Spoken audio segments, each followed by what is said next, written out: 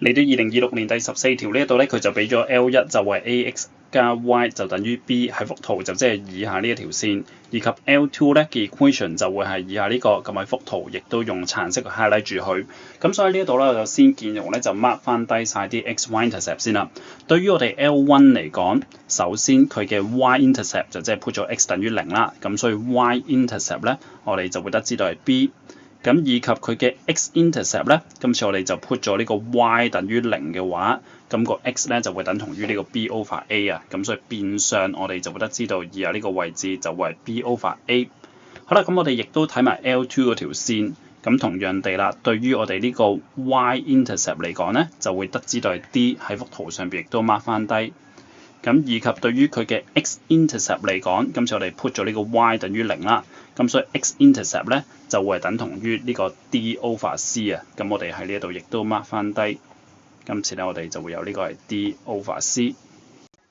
咁做呢一類數咧，其實最緊要係判斷翻呢個 A、B、C、D 到底係正定負先啊。咁所以喺呢一度我就一般嚟講咧，都會建議同學咧就 mark 翻清楚。首先 B 同埋 D 咧明顯一定係 positive 㗎啦，因為會見得到佢哋嘅 y-intercept 喺以下呢個位置。好啦，咁由於佢哋嘅 x-intercept 都係 positive 啊，咁所以變相咧 A 同埋 C 都必定係要係 positive 㗎。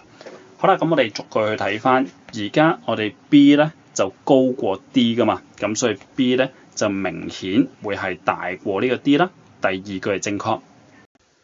咁同一時間咧，由於佢哋兩個嘅 x-intercept 就會係相等啊，因為題目亦都講到 L1、L2 咧就係 intersect at a point on the positive x-axis 啊嘛，咁所以我哋亦都可以寫得到一個關係，而家呢個 B over A 咧就會係等同於呢個 D over C， 咁就執翻靚佢嘅時候咧 BC 就會係等同於呢個 AD，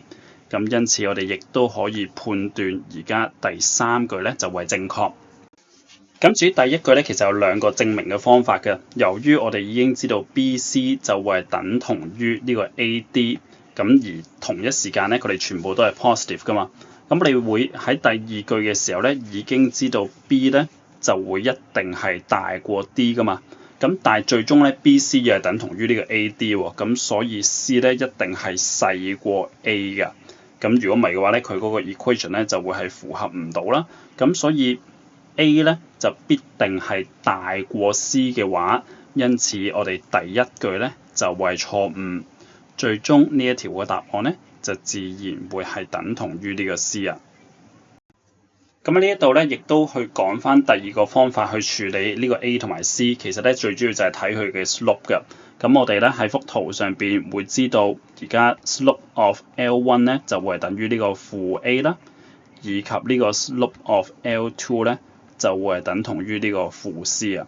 咁同一時間咧，由於 L1 咧係跌得快啲啊嘛，所以佢嘅 slope 咧就會係細過呢個 L2 嘅 slope 㗎。咁所以我哋就可以寫得到而家負 A 就會係細過負 C。咁所以變相 A 同埋 C 我哋點樣比較咧？兩邊一齊乘負1，咁就要轉方向。最終咧，我哋亦都會攞得到個結果咧，就會係 A 係大過 C，因此第一句咧就必定係錯誤㗎。